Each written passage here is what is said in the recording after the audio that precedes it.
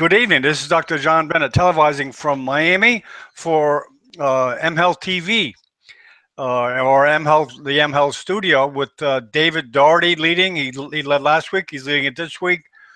He's an mHealth expert from Europe. We're also lucky to have Yuki Bayambasuran, MD, a doctor from Queensland, Australia, Bond University. Let me first introduce Yuki. She can just tell a little bit about yourself, Yuki, before we turn over to Dave. Hi, everyone. And welcome. Yuki. Thank you, John. I'm a doctor from Mongolia. I'm currently doing a PhD degree at Bond University at the Center for Research in Evidence-Based Practice. My project subject is smartphone health apps and their effectiveness and their potential to be used in primary care settings. That's my current research. Welcome. Wow, you're the first person I ever met from Mongolia. Okay, very good. Okay, Dave, welcome. Could you tell a little bit about yourself, Dave, and then take off with the discussion?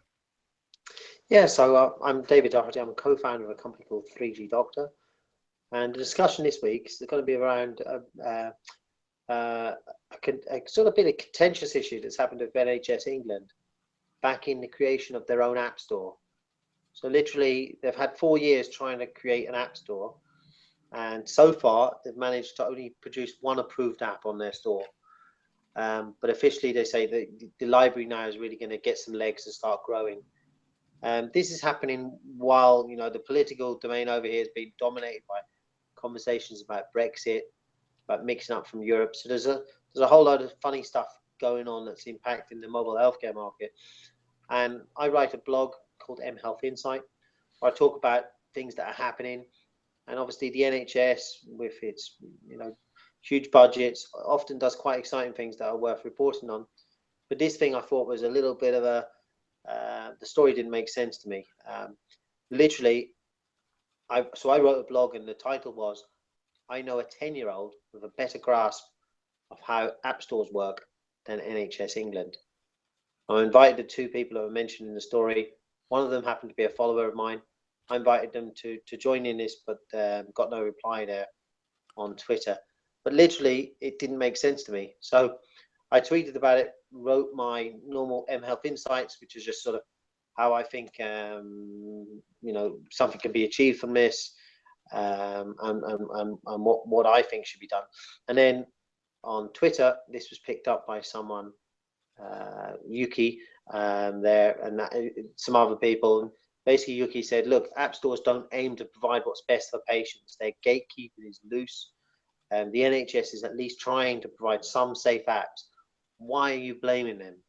And that's where this discussion gets off, because, I think the technical elements, a sufficient understanding of the technical elements hasn't been appreciated here.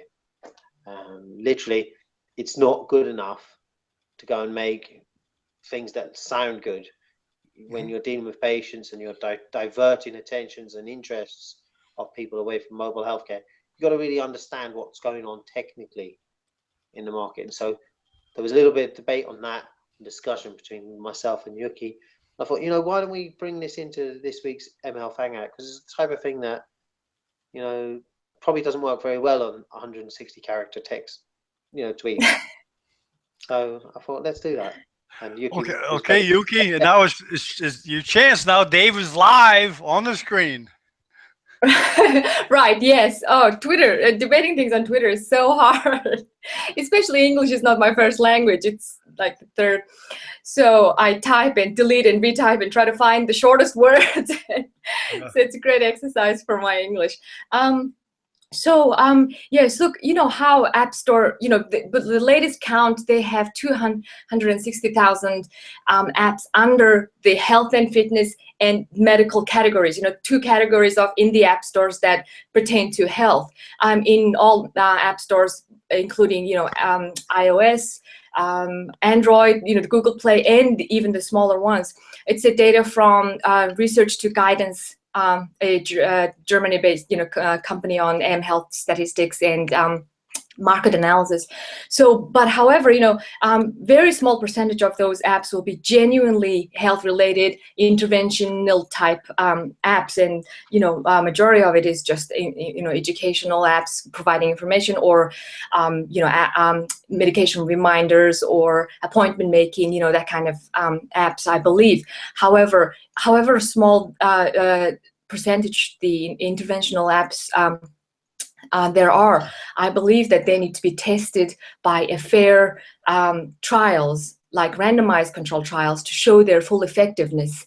And the reason I believe that the NHS wasn't able to approve more than one apps in 4 years is actually telling sign that there's a lack of well-tested and proven effective apps. It's not so much of an incompetence on NHS digital side. I believe it's reflective of the evidence level that's out there. So Dave, you said you provide training to medical professionals, I understand, and you said you give them apps that work, and you also provide them how to teach them how to evaluate apps and things. And I'm very interested to know about your training or workshop. Can you tell me more about it? Yeah, so what we have is a real challenging, it looks like it's just this big minefield of all these apps, and we're just going to get deluged by them. What's 250,000 apps? How am I ever going to be able to appreciate that? But it's not really like that. That's a situation which is being propelled by the researchers who want you to buy their research and think this is immensely complex. Do you use an app store at all much? Do you use healthcare apps with your patients? Yuki? Well, because since I'm doing a research in this field, I just, I download every app that claims to do, something, and every app that gets the best app awards from anywhere, and try to test it out myself. And I also do a literature search on trials that they're testing apps, and in order to find really good effective ones that are tested. And so my phone is like full of apps. It's got probably about 200 apps, and the quality is varying, and literature also reflects that. And for example, review of all, let's say, depression apps, they've looked through in very much detail of 240 apps and 300 apps, and they ended up concluding basically there was none that was evidence-based and proven safe, and ticking all the boxes. And that worries me, and I believe that's a practical problem that we really need to address before going on talking about how to mass implement it and widely disseminate it and things like that. That's kind of my opinion. So okay, so as a primary care doctor, have you ever prescribed an app to a patient? No, I'm not practicing here in Australia, so I haven't done that. No. Have you ever prescribed? Have you ever referred a patient to a website? Yes, I believe so. When I was practicing or back in Mongolia, I used to keep patients who speaks and understands English. Some websites like the Cochrane collaboration website for the patients. So it's all the evidence is translated into a layperson language, and it's easy to understand for patients. And I did refer my patients who are interested in knowing more about their conditions and interventions, plus with good health literacy, I directed them there. Yeah. Okay. Anything that this is the Cochrane library. That sounds really good. Anything that was patient generated, like a patient community. Have you ever referred to a website like that? No. At that time, that was actually quite a few years ago, and at that time I wasn't aware of a good forums, patient forums as such. I now there are many more of them, but no, I didn't use those forums. I work with doctors who do that on every patient basis. You mean patientslikeus.com? No, every patient they meet, Yeah. they refer to online content. Okay. Every single patient they meet, that's one of the primary objectives when we video consult with people on 3G Doctor. So we are trying all the time to find you content, videos, YouTube videos, patient forums, patient discussion groups, research papers. That's one of the reasons why we have video calls with patients. It's the reason why patients come to us and have video calls. Often the patients find information on the internet challenging, come to us, discuss it, and we give them websites and stuff like that, apps and things like that. So you that's sort of so that's the you bread and butter. prescribe videos also as well as medication, obviously, Absolutely. but videos you Yeah, prescribe. yeah. It's really easy. Okay. So with our surgery, obviously we use a questionnaire that takes from the patient a history. There's lots of information that is just revealed in that. Things like BMI. And because it's very easy to provide information personalized to patients once they've shared with you lots of information, and because we have resources we can look to, we can give patients things to help with those issues that they bring up. And I think it's in that we've come to the understanding that this idea that the NHS having an app store and being an arbitrator of what's good or not is just not feasible. One, technically, but two, obviously, they don't have sufficient understanding to be able to be that in that place. The NHS seems like it's a single organisation. It's made up of almost 10,000 companies, many of them private, many of them different operators in different regions, different budgets, different focuses and targets, and what they're trying to achieve. NHS England saying it's going to cause an app store is actually bringing a sort of administrative hurdle. So if you look at the 250,000 thing and you think that you're going to fix it via this, you're not. That's not how it's going to be fixed. Where it is fixed, and this is what you'd find when you're recommending apps to patients, is that apps actually have a rating. As soon as you see an app, there's a rating on it. First of all, the NHS cannot, unless they're going to jailbreak iPhones, they cannot install apps from their own app store on an iPhone. You have to get that through the Apple App Store. That means there's a fundamental lack of understanding of the technical element here that's happening. So when we want to recommend a patient to an app, we've got to take them to the actual official app store. There, where the patient can see other apps that are similar, the patient can see the ratings. And what we have to do is, although it's an uncomfortable place for us to be in, this isn't the Cochrane Library accrediting everything, we have to actually work with these app ratings. It's challenging. We have to work with the opinions of people that we respect in our profession. We have to have people like, our clinical leaders. But if you look at the NHS, for example, in the 4 years where it's tried to make this app store thing work, we've seen mobile apps go to absolutely mainstream use by clinicians. So I could point you to the BNF. In that last 4 years, the BNF has been made free of charge. The BNF is the British National Formulary.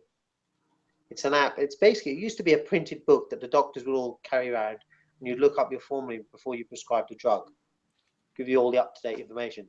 The BNF Online is a publication that's got basically your prescribing Bible on your phone, on your iPad. There's lots of advantages to that, but it's now made free of charge to all doctors in the UK. And what that means is that that's not an accredited app by this app store. So they've been very slow to onboard things which are already in massive mainstream use. Equally, innovations are coming so quick that they haven't even been able to respond to things like a live core. The live core, the ECG, you're familiar with, yeah? That company has produced an app that is now in mainstream use, screening patients in GP. There's no, this NHS digital store hasn't done any recognition of that, yet it's in mainstream use.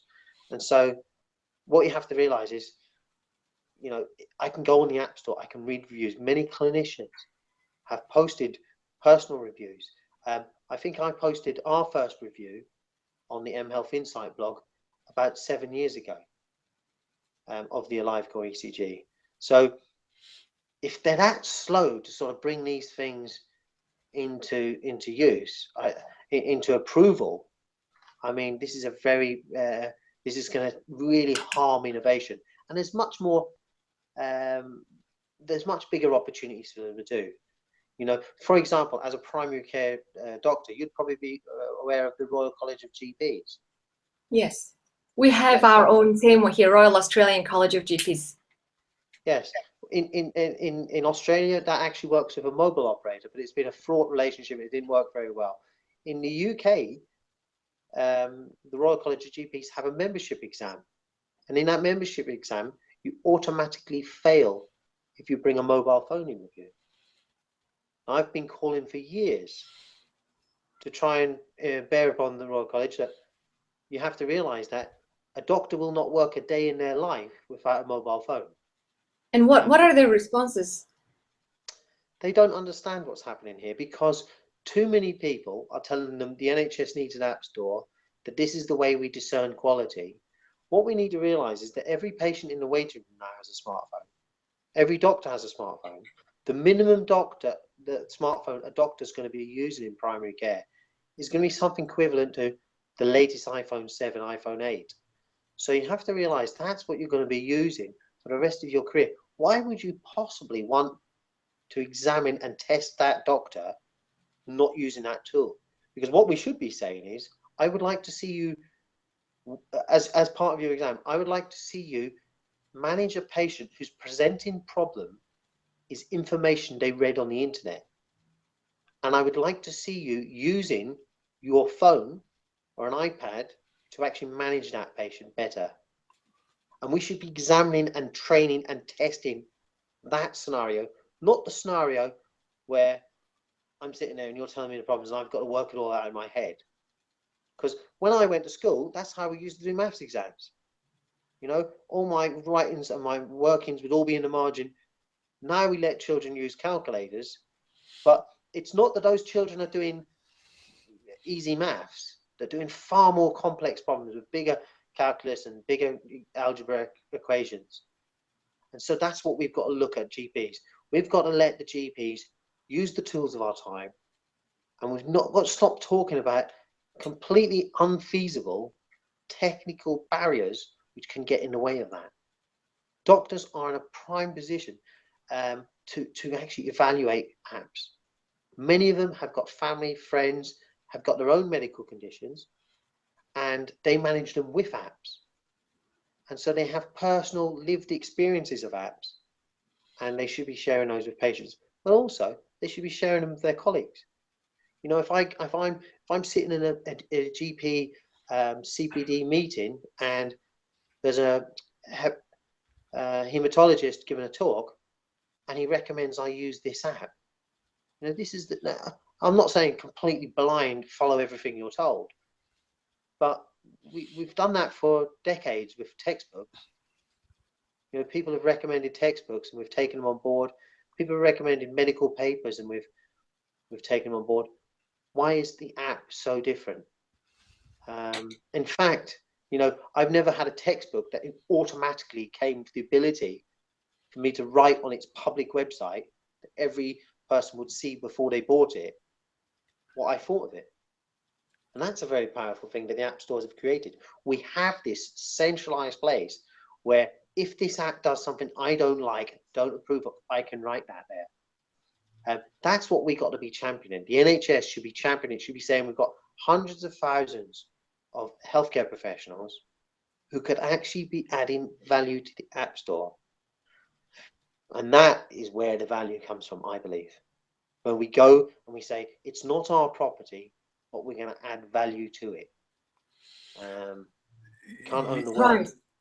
That makes You sense. know, Dave, one interesting thing from talking to Yuki briefly the other day, you actually go to patients, correct, Yuki, and ask them what apps they use. Yes, that's going to be my next study. I'm going to interview GPs and their patients right in their waiting rooms. If they, already use apps, and how did they find them? How did they know that that was a good app? And also, I wanted to explore what are the practical barriers and facilitators of prescribing apps in the real practice. And I would also am very interested to hear from David about, you must have approached hundreds of, thousands of doctors for your services, 3G Doctor platform, and what kind of, those who did not want to join, or what kind of barriers they, did they cite, and what was your experience in that field? Well, I'll share a post with you. It was a post an article I wrote for mHealth News in 2009, and it was talking about people were saying, these apps aren't going to work. It's never going to work. This is an unfeasible prospect that we're going to have apps that work. What people were ignorant of was the fact that SMS is a mobile healthcare app. SMS is used very commonly as a emergency notification. In the UK, hundreds of thousands of people are registered to use SMS because they have disabilities. So, for example, they may be deaf. They can't use a normal telephone to call emergency services. And those patients can register just with the emergency 999 emergency helpline telephone service to use it with SMS. So we have to be really appreciative that many other technologies, and where I saw this first was when I was doing early work in mobile healthcare. I went into a clinic and I saw that, they said patients don't want to use their mobile phones for healthcare. So I did a poll of the patients who were on the pill and whether they had alarm function, calendar functions set up on their mobile phone as reminders. And they all had that. But an onlooker would say none of them use mobile healthcare apps. But they were actually using the calendar and the alarm functions of their very basic, very cheap Nokia now. We wouldn't even think that was a phone anymore. That's so old and done. But actually, very early days, people were using these tools. A reminder to take their pill in the morning. This is quite common. And now patients don't see the distinction. So patients will be using, apps on their phone. Patients use the photos they uploaded to Facebook as visual reminders of how their weight's changing, or changed, or how their health's deteriorating. So we've got to realize that a lot of the content is intermixing. It doesn't have to sort of belong in this very controlled healthcare environment. If you show me your Facebook pictures, I can often get a really good impression of you. And a lot of psychologists will be doing that with their patients here in the UK. They will have the patient show them their profile, their Facebook profile, what they're updating, the comments they're making on other people's posts. This is medical content when you have the skills and talent to read it. And that's where I think we have to start realizing the opportunity is, calling an emergency services on a mobile phone is technically very different from a landline. I can do it with the patient in front of me. We had the first problem with this in the UK when in about 2002, they started getting completely inundated on emergency call lines because Nokia had made a phone that if you sort of rubbed everything in your pocket, the phone would actually automatically ring emergency services. So they were getting sort of 20, 40,000 calls a day that they were just silent callers. And so now there's an awful lot of technology that's actually in the back end trying to bring this. Things like very specific location coming through, call records on that phone, stuff like that is now being shared. And it's really good for patients because we have to be able to manage, major incidents and things like that, where people will be calling in, reporting things like road accidents. If you're going along a motorway, and so we have to sometimes go down from this very high level thing that they're downloading an app, and then realize that actually mobile healthcare apps are often native functionality of the phones we already have. So we don't have to download them. The phone sort of does them. And the reason it does them is that mobile companies have seen the successful apps and then they've made them native features of their phone. For example, obviously Apple Health Kit is a really classic example of that. Where they've seen a range of apps that people might use, and now these are sort of native apps that just, you get the phone out of the box and it's all sort of working there.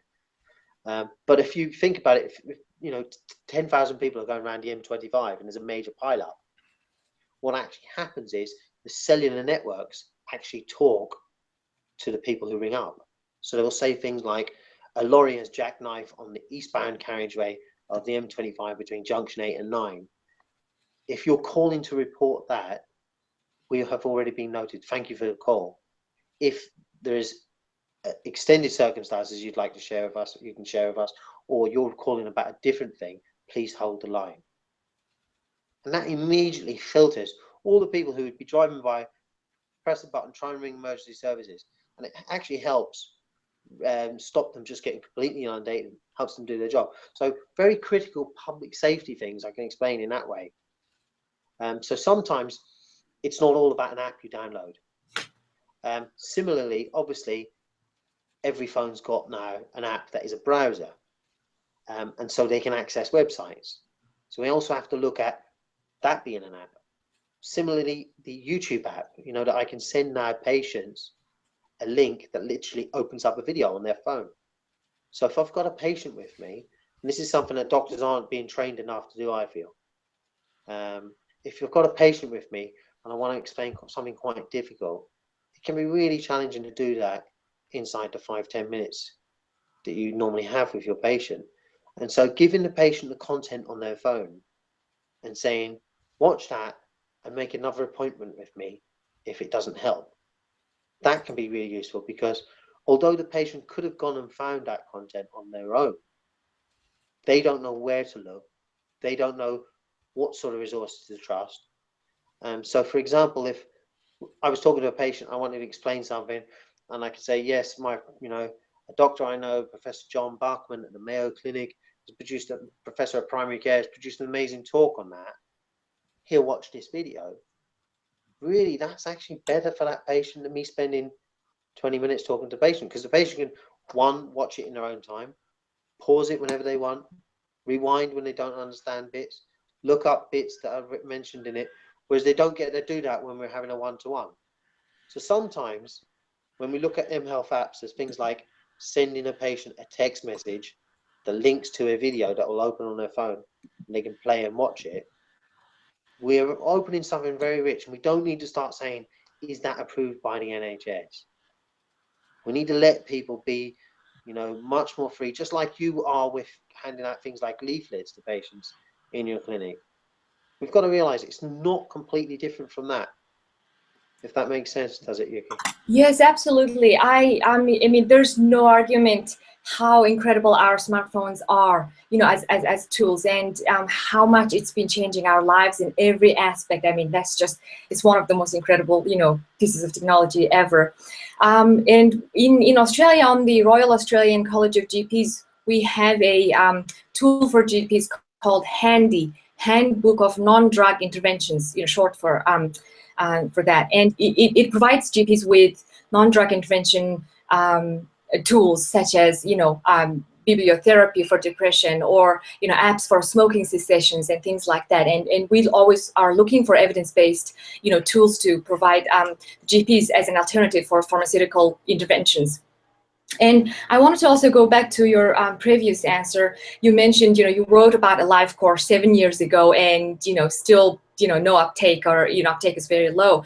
And actually the average duration between a discovery and the practical application is, evaluated to be 7.5 years in medicine. I mean, that is long time. And our Center for Research and Evidence-Based Practice, we recognize it as an utter waste of, resources, and it's just way too long. And by the time it's 7 years, it's new discovery is implemented, the next new discovery is already out, and so we're really lagging behind in many areas. And so one of the things we do is to close an evidence practice gap, meaning that to get the evidence as quick as possible to the GPs directly, like a bottom-up approach, and it's quite possible in Australia. Actually, we're lucky here because the Australian primary care system is very much independent. It's manageable, plus the practices are very independent, and if you directly approach the GPs in a certain practice and work with them,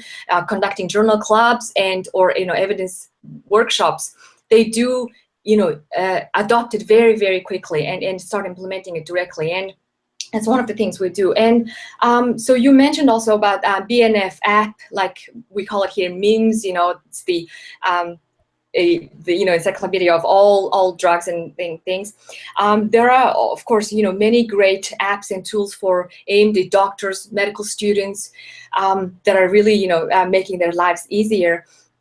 But I thought we were talking about more patient-facing apps, and so you mentioned, App Store ratings is, a great way to go about choosing, what's best.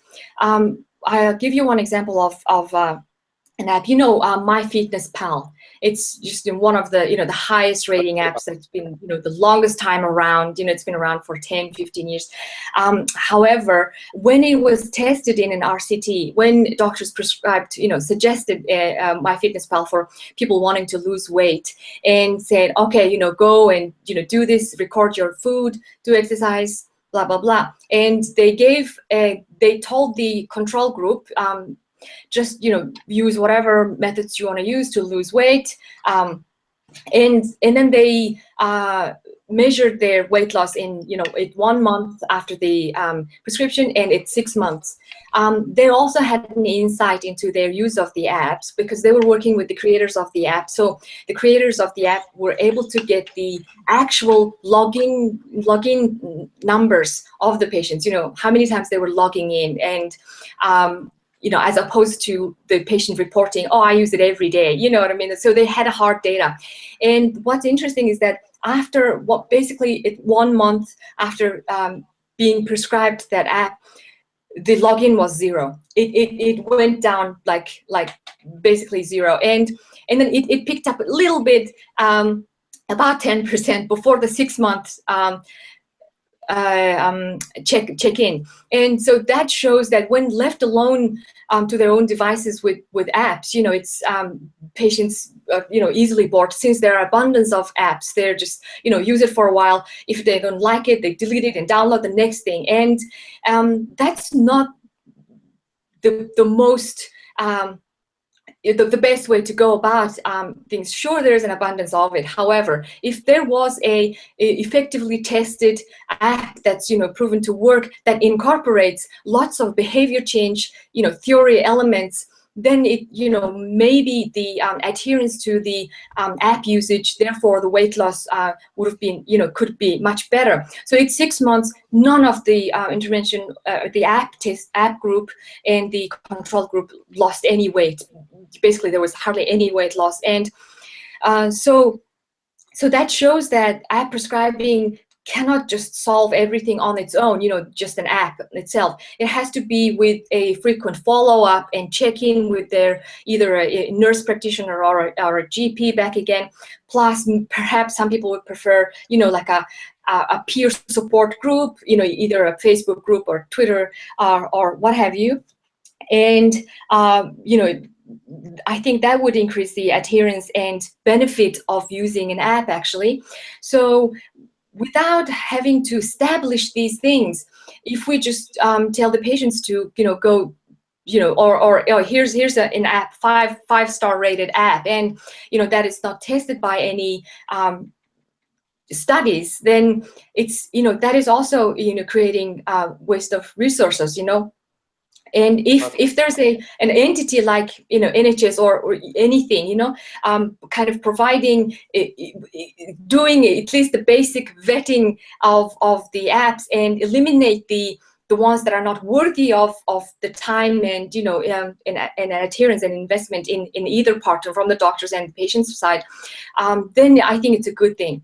FDA announced that they will only basically check apps that are like a medical device, the glucose monitoring and an insulin dose calculating and that kind of things that have that could have a huge implications if gone wrong. And I mean, I certainly understand that it, 200,000 other things to look at as well. Nobody can do that. And in Australia, there hasn't been any organized and orchestrated efforts to evaluate, or provide safe apps in large scale at all. Only the national organizations like Black Dog Institute, it's a mental health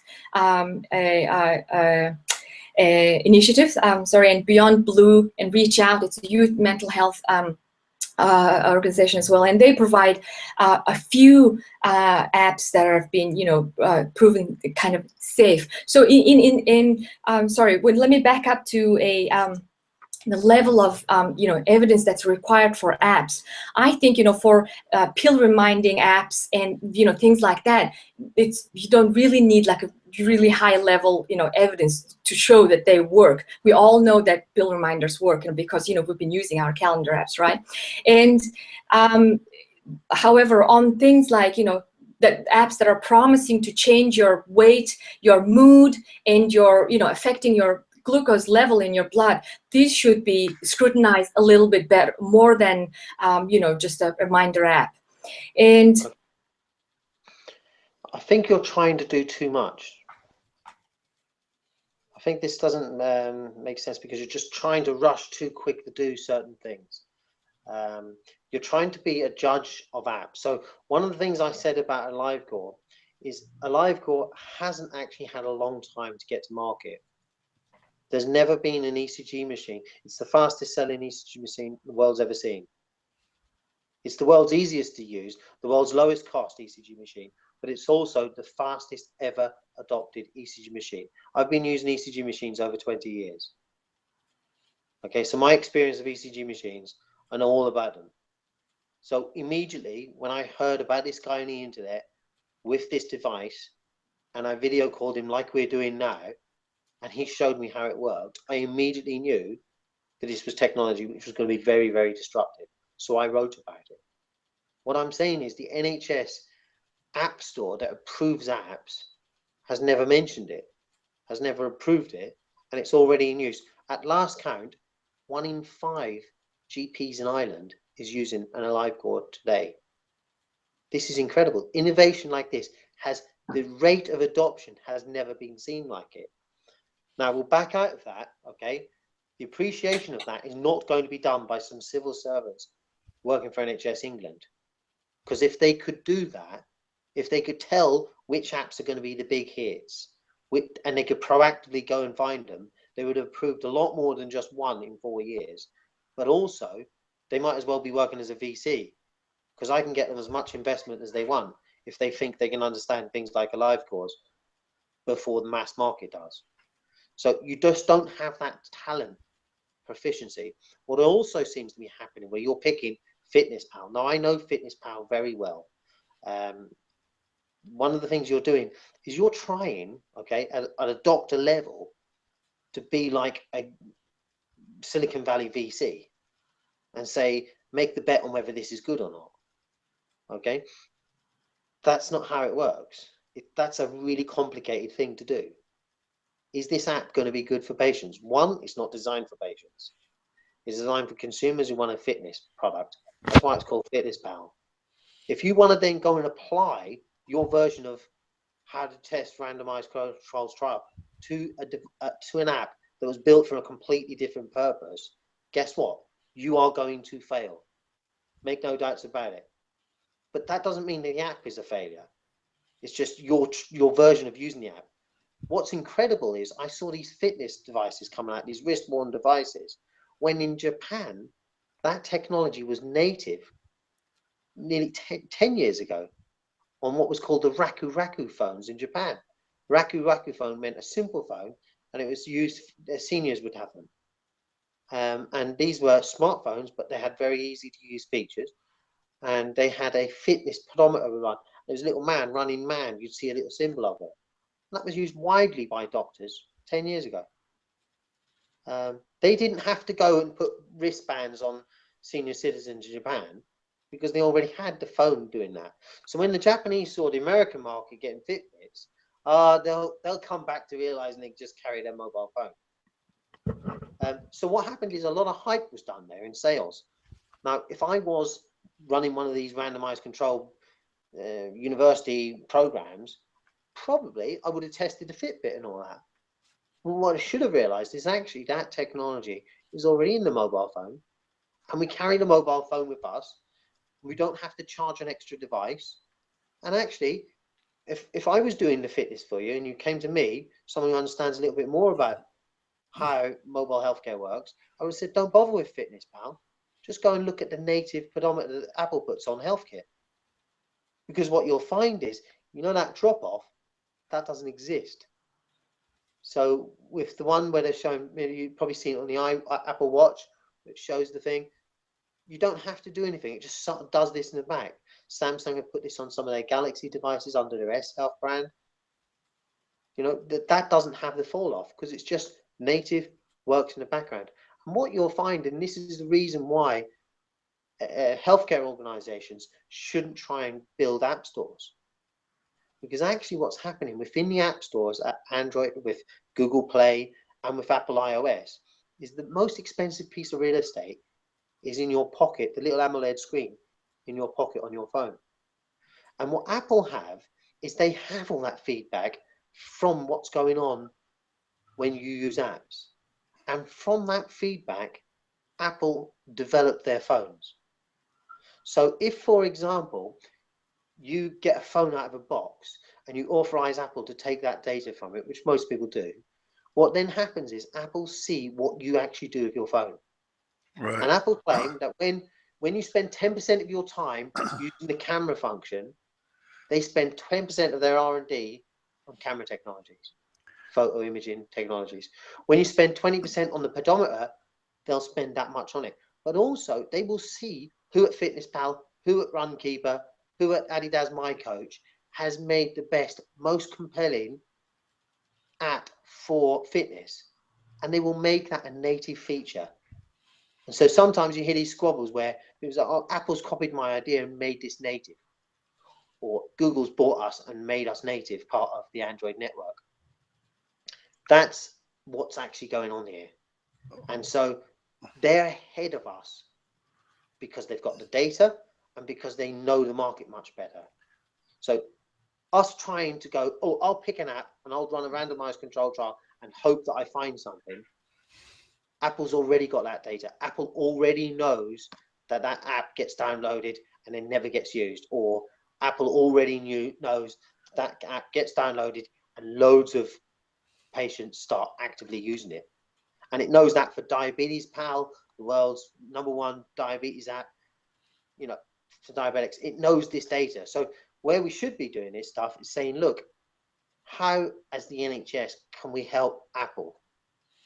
How can we work with Apple to actually put an accreditation within the Apple Store? How can we teach doctors who recommend apps to, one, have social media profiles, and two, to actively rate their views of apps on the Apple Store? Yeah. Excuse me, Dave.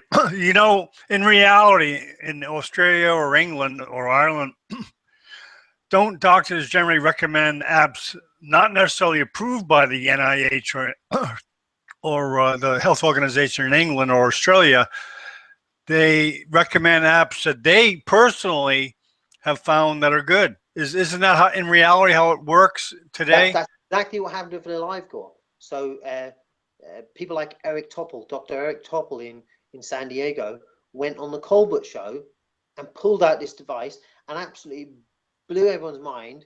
And every cardiologist knew by the next morning that there was an ECG phone that could go on your iPhone, because every patient going to them said, either bought it on Amazon or went to the doctor and said, hey, does that work, doctor?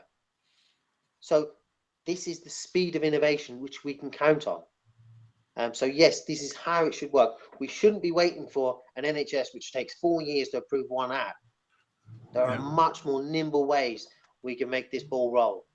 Mm-hmm. That's what I'm encouraging. And if we train the clinicians at the heart of this, how to recognize apps, how to have a social media profile, how to put ratings on app stores, how to write reviews themselves of apps in their field of specialty. That's where the value comes, because if you're a GP and you specialize in dermatology and you write what you think of apps and doctors who use apps and how you can use it, we can learn far more from that than hoping that the NHS will just approve gold standard NCT, properly approved, and reality is that can't even work, because the app's already changed by the time the randomized controls finished, because every day the app developer gets a list of feedback from patients using it. So it's a move. You're trying to say, we've got a rolling ball. Where is it? Well, it was there, and we approved it when it was there, but it's now over there. And that's the big challenge with apps. And what we've got to do there is have clinicians get on board these companies, invest in these companies, work with these companies, become advisors to these companies. All of that comes from training them on mobile healthcare. You find an app and it's brilliant, it's exactly what you want for the patient, go and get yourself on the board of that company. That's the type of innovation we should be looking in the NHS within clinicians. We shouldn't be looking for them to tell us from on high, yes, no, on everything that we ever do. Right, I agree with you about teaching doctors, the future doctors, about use of technology, use of social media for their purposes, and plus apps. And I want to go back to iMedical apps, little I medical apps. It's an American doctors. Two doctors started, but any doctor can add a curation of apps there, and they do provide the latest released medical apps, both for patients and doctors, and they do write a review on it. And there are actually some apps to help doctors to prescribe apps, like for example, App RX, like a RX, the prescription sign, and RX Universe. However, they wrote a review on RX Universe, and they said, 2,000 apps have been prescribed on it and everything. And I got on it, I downloaded it and got inside it, and it included only a handful of apps that I've never even heard of. And the app itself, the RX Universe app, looked really wasn't up to the standard of any apps that anybody would like to use. And so they did a sterling review on it, and which makes me wonder, if they are really unbiased and not just kind of promoting an app that they thought I don't know, somebody had a leverage on. So such kind of things, and expert opinion, the fallibility of expert opinion is that it can vary and differ so widely that we cannot reliably use and trust and use one single expert's opinion. That's why evidence-based medicine basically came to be, so that nobody can argue on the quality of the evidence if we agree on it. If it's shown without any bias, without any with a high quality trial, then it's nobody can deny it and or change it or twist it. So that's the whole point of evidence-based medicine. And I believe that apps as a medical intervention, if they taught themselves as a medical or health-related intervention, they need to be tested just like any other intervention that promise to change your health and disease, improve your disease. In the meantime, whilst I agree with you about the importance of teaching doctors how to evaluate apps, because the apps landscape is constantly changing. App longevity is a huge problem. Even the good apps, sometimes they just disappear, due to a variety of reasons, of funding or otherwise. Plus, new apps are being born, every minute. Most of the apps have also a problem of being designed by a young, hip, a techie who has a healthy privilege, what I like to call, that he doesn't even know that he has, because he's never lived with chronic conditions more than one, which our aging population has a problem of. And So we need involvement of both those patients and the specialists' involvement in creation of the app itself, rather than just go to an app store and trial and error, try to find a good app by trial and error, downloading, using it, not liking it, or what have you. So right now we both need a library of safe apps in face of our lack of evidence in effectiveness trials. I suppose we'll go to the secondary level evidence, and so both patients and doctors do need now a list of safe apps to start with, to be going on it, and plus they need the man a fish and feed him for a day and teach him how to fish, and he'll never go hungry. So it's kind of similar lines. So I like to use this analogy. So so you told me you teach doctors how to evaluate apps, the fishing list and knowing about it, and what kind of frameworks do you use? I know of only 3 or 4 frameworks that evaluate apps. One is MARS, Mobile App Rating Scale, and the other is InLight. It's for all e-health interventions, including mHealth interventions. However, these 2 frameworks each have 20 odd domains, with each 4 to 5 little small questions underneath. So altogether it's 50, 60 questions and answers, which nobody has time for to go through on only one single app. And American Psychiatric Association in January was pioneered to release an app evaluation guideline for psychiatrists and doctors as well in general. It has 5 domains, and it's a little bit more usable compared to the other 2 I mentioned. However, still its design and model is I don't agree with it because it's a pyramid model, which means the next level is built upon the previous level, and in their design, evidence is ranked 3rd after data safety and risk and security issues, plus basically generic information. And I think that it should be more of a network model where all those important components that make a good app should be on an even playing field, with interacting with each other, taken equally seriously. So yeah, can you tell me more about the app evaluation teachings that you give to medical professionals? Yeah, I think again you're running really far. You're going too fast for the understanding you've got. So what we've got here is the NHS England is not some impartial organisation. It's not an impartial arbitrator of what's good or bad. Okay, most patients who get care from the NHS England can't access their own medical records. The NHS has given Google millions of patients' records.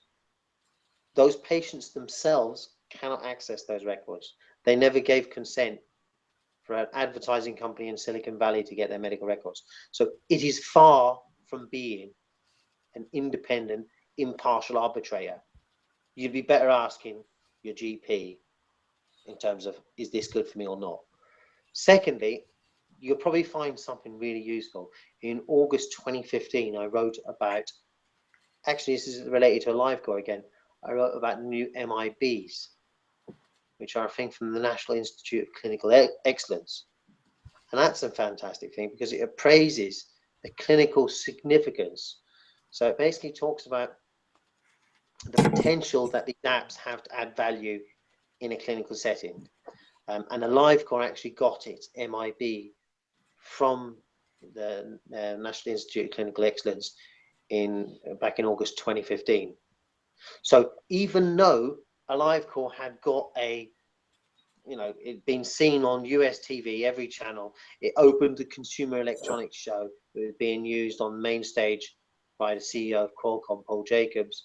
Even though the whole tech industry had seen it, all the big tech titles had done it, major magazines had done it, it still wasn't recognized by NHS England's App Store approval.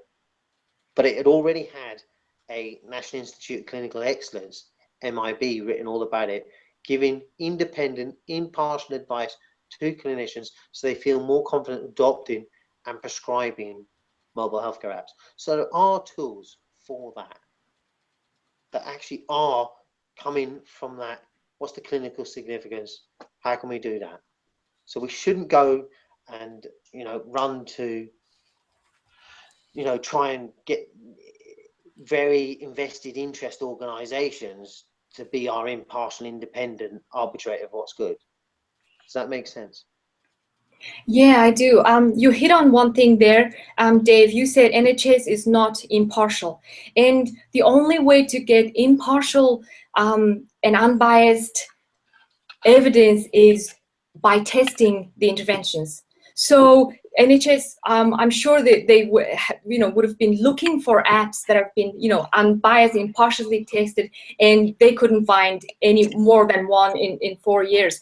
And I don't know if they've been looking for all the 4 years. They've been closed down and recently opened. Yeah, that's because they're not capable of looking.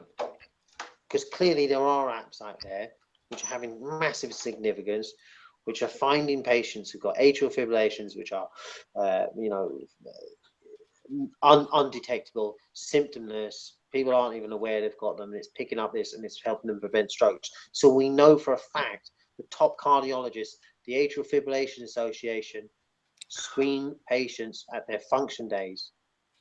So it's not they're not looking, they are incapable of doing this. They've spent 4 years and they haven't been able to do this. I'm only picking one example. I could tell you a plethora of mobile healthcare apps. In fact, go on to the mHealth group on LinkedIn, and you'll see 1,000 introductions from mostly mobile healthcare developers with apps that are brilliant and are making a massive difference.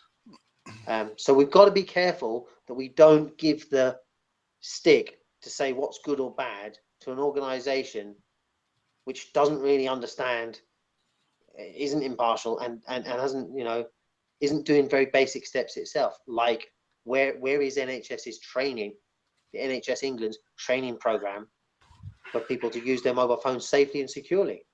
Where can doctors log on to see patient records? Where can patients log on? These are very fundamental things. And this is this thing of running at a million miles an hour. You forget these very fundamental things. I believe every patient in the UK should be able to log on and see on their mobile phone screen their medical records. Until that's achieved, don't go telling me how you judge everyone else. Do you get me? Does that make sense? Yeah, absolutely. I agree with you in terms of patients owning their medical data and genetic material and everything has to do with their body and their health. It's the same thing as well. A big issue in America as well as in the Dr. Eric Topol talks about, patients owning their own, data and medical information. I think that's sadly, it's not happening anywhere again. Same in Australia as well. We have a electronic medical record, for everyone, and it was an opt-in system, but it never took off, sadly. And then now they're trying to try an opt-out approach, I heard.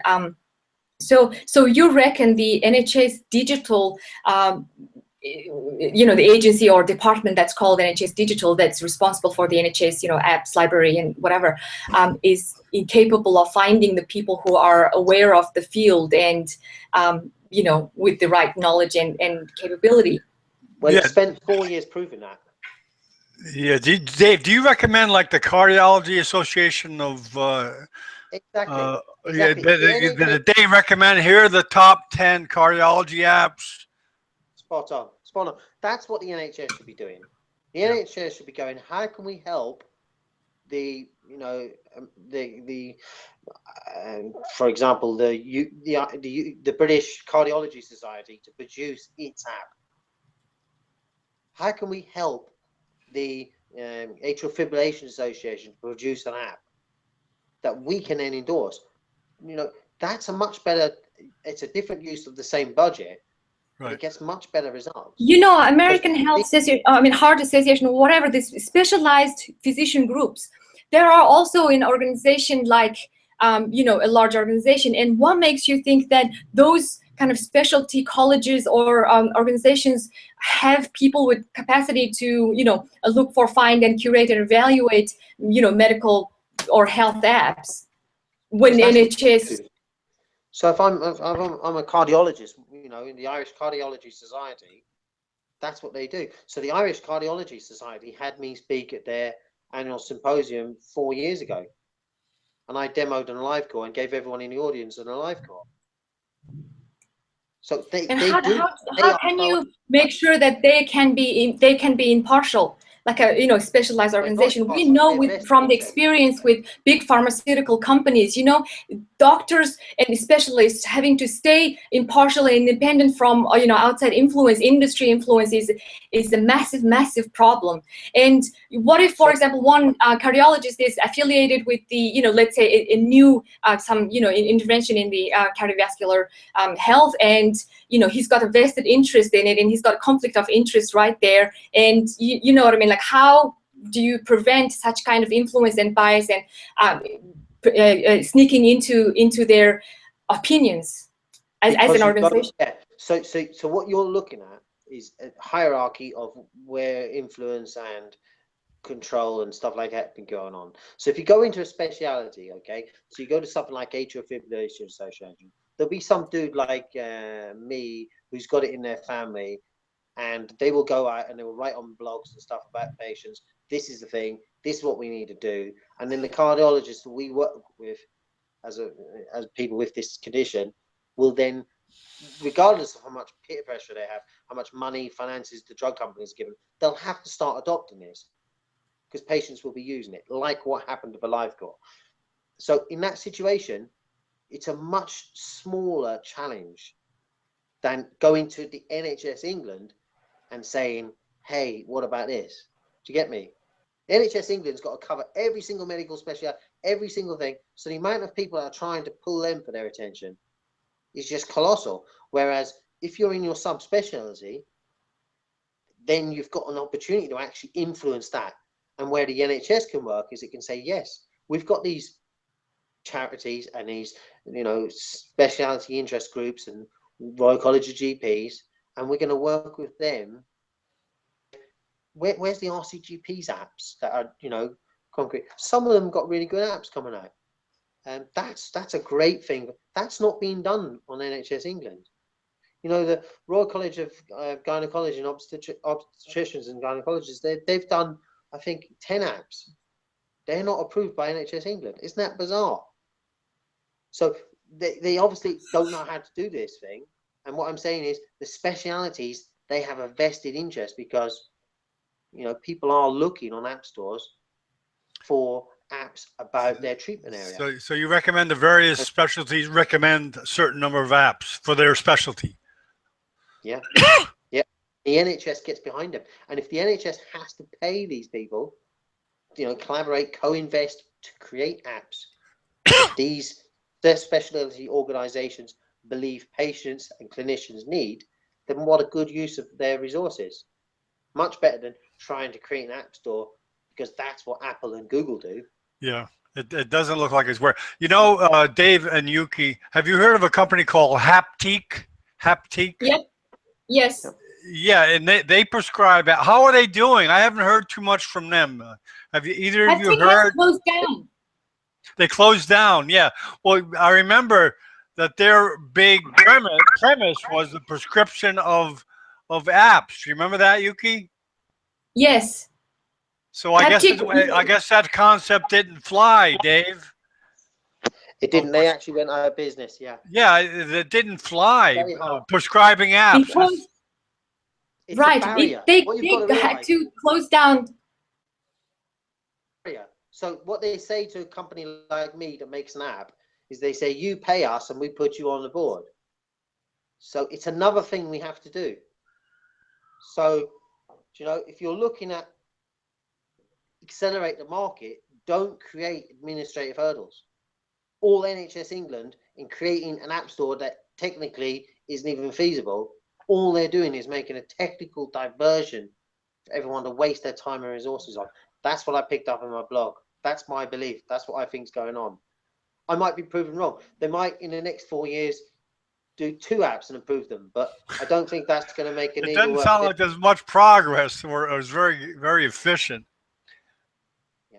But you know, NHS, they do provide a list of safe apps, mental health apps and exercising or what have you. But I think that approval that Dave is talking about is an utter and absolute kind of endorsement, basically saying these apps do work, it's been tested and proven. But they do provide list of apps. Now you go onto the website and go on to find NHS choices, then you will see apps. And even before they closed down for a while, they did provide a list of apps for patients. And I would still kind of go for that kind of nationally recognized organization sources than blindly trusting the App Store evaluation. Now, that aside, we're not going to solve NHS problems today. However, let me go back to Haptik again. The reason that Haptik closed down was that somebody found that the server they were storing some of their patient information were unsafe. And there are other similar initiatives like App Prescription, App RX, and RX Universe, and the iMedical apps. They're all of their intentions is to provide doctors with list of apps that they can suggest to their patients. However, it's been stunted because of the lack of the evidence. Those people, because especially in America, the doctors are highly aware of a medical legal consequences, right? So, for example, since FDA wasn't taking the lead in vetting medical health apps that were safe and deeming them safe or unsafe, other organizations picked up the tally. Like, for example, Federal Trade Commission fined so far about a handful of apps for unsubstantiated claims. For example, in My Baby Beats promised to turn your iPhone microphones. You put it on your pregnant belly, and then you can hear the baby's things. I mean, and also what was the other apps? In lots of acne treatment apps, and it promised, your phone light's gonna cure your acne, and plus measurement of heart rates and things. Some apps have been totally crazy. One app actually said, my cardio, I believe a cardio with 2 eyes. If you hold, after your exercise, you hold your phone and the front-facing camera is going to detect the heart rate. I mean, anybody, we can say it's baloney, but patients believed in it. They had hundreds of millions of downloads and uses. So federal health, I actually. This is quite an argument, Yuki. You're confusing so many things here. Okay, we're getting down to the nuts of it. Haptik failed, not for the reasons you believe. Haptik failed. Yes, that was exposed, but what they exposed was there was no technical feasibility. It didn't make sense. Just like this NHS digital apps library doesn't make sense. Because if I go on the thing and I see it on the apps, on the digital apps library, or I see it on the Haptik and I press a button and I want to download it, I have to be sent over to the App Store. So the NHS might say its digital apps library says this is a 5-star certified brilliant app. I go over the App Store and it says it's 0 rated. It's got negative feedback from 5 customers. They all say reasons why it's rubbish. And it also says next to it, other apps I could download. Because that's how the App Store works. The Apple App Store works. So that you can never make a difference. Do you understand? If someone sees a certified app and they go on the App Store and it says it's rubbish, use this one. But we also know that the internet comments, especially negative comments, commentators have, self-selection bias. And What if the comment is by username Eric Topol, and I can Google Eric Topol and that app, and it says why he recommends the other app. And that is exactly the flaw of going into the App Store and trying to choose apps. That's not a flaw. That's the design. That's what's brilliant about it.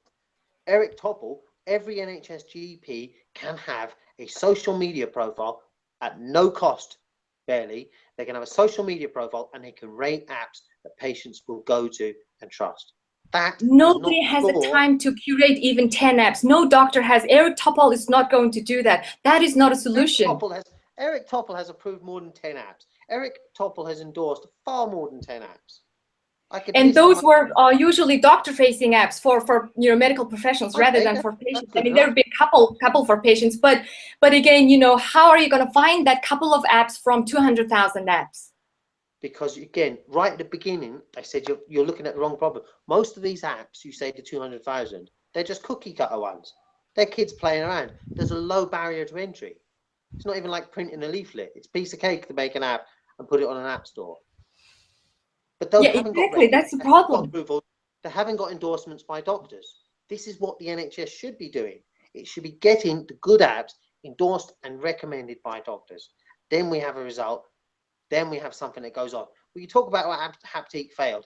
Until you can do that bit, the bit to do that is to actually educate trained doctors. What are the other initiatives like Haptik that has a proven safe servers and data safety and everything? If they can do that, let them live on the thing. Don't get government money and waste it on something that is completely unproven, and you've already spent 4 years proving you are incapable of doing it.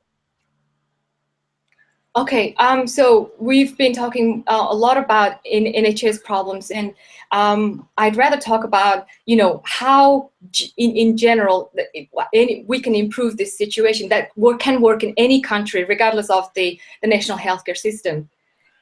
So, you recommend tell me about your app evaluation tools. Like, for example, give me the big categories, for example, you go through.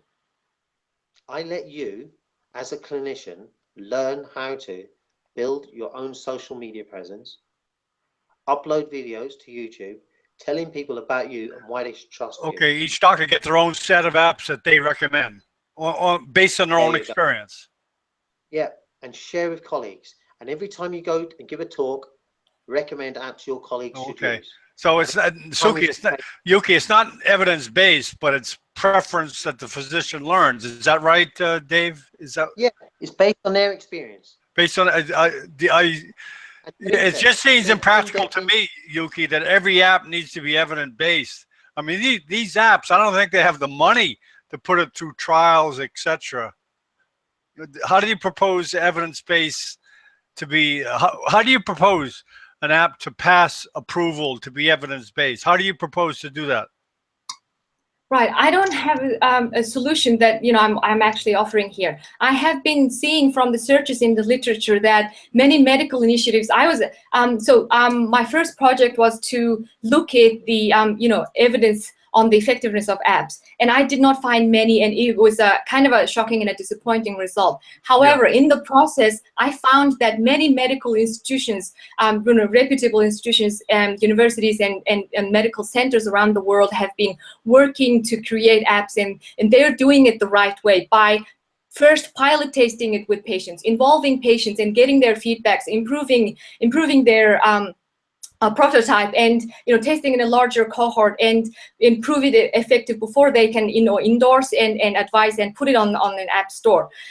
However, in that process, we are also finding that app creation and especially effective app creation is not that easy. For example, group of if there's a renewing health initiative in Europe going on, and they are working on bipolar disorder apps, for example, and it's a huge team of both techie people plus psychiatrists and psychologists, and every element from all the multi faceted intervention would need.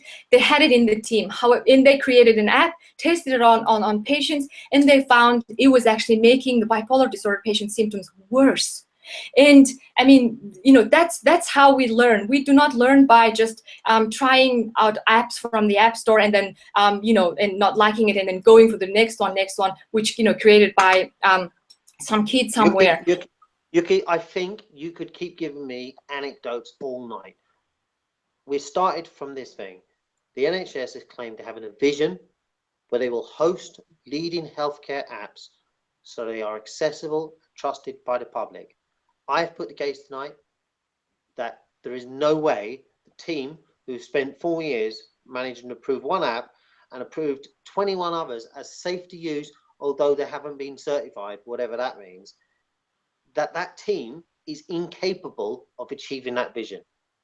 I'm sure the test of time will prove I am right, but I wish you very best in that your hopes that the NHS is going to achieve that and is going to become some independent, impartial arbitrator of apps that we all look to.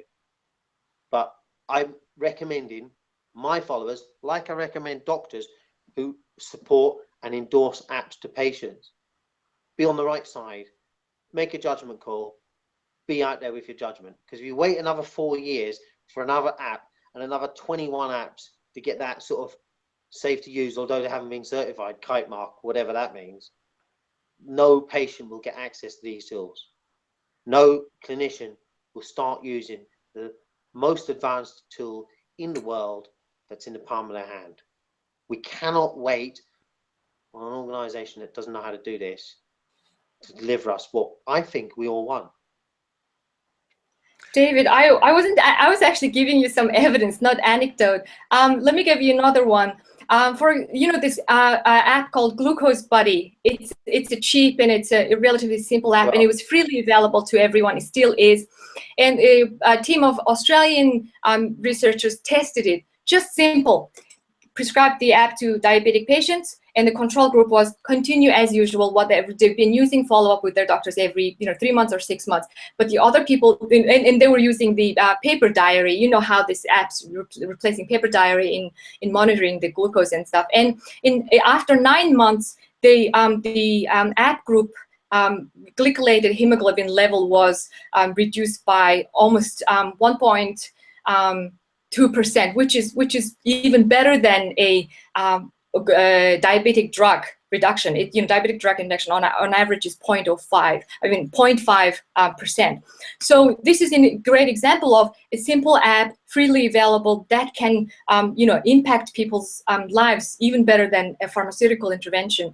And so this can be done easily. It's not about all those apps that are created by non-professional people, non-medical professional people can kind of like basically survive it out in the app store. I mean, they will hopefully fall out. However, in the process, I just worry that they can, actually harm some patients. The patients just, trying it out, and if the advice and the insulin calculation or the, dose response calculations were not based on, sound evidence, then it could actually harm patients. And that's just, one of the things that I hope that we should all aim to prevent by approving and evaluating apps properly. And so basically that's my bottom line message, that apps that promise to influence your health and behaviors, change your behaviors, then it should be tested and proven effective. Otherwise we'll all be wasting our money and time and efforts on things that are unproven. Okay. I think in a perfect world, it would be great if every app could be evidence tested, but I think it's kind of impractical to have an app evidence-based, to have a study done. It's a whole level of bureaucracy, a delay of time. I think a doctor's recommendation based on his experience should be sufficient, but that's my view. Anyway, so I'd like to thank you both you guys from coming out. I know Yuki, you're looking forward to a holiday over there in Australia. It's Labor Day, right? Yes. Oh, okay. And Dave, you just finished a concert. You're probably wiped out. Yeah, but also I'm looking forward to the NHS England certifying internetmedicine.com. Okay. There we go. Not yet. I'm waiting for the phone to ring right now. It could be tonight. Well, thank you both very much. Okay, thank you very much, and I'll send you the link so you can use it. Thank you very much, Yuki, for the. You both have a good day and a good night. Thank you, John. Thank you, David. Bye. Bye-bye. Good night.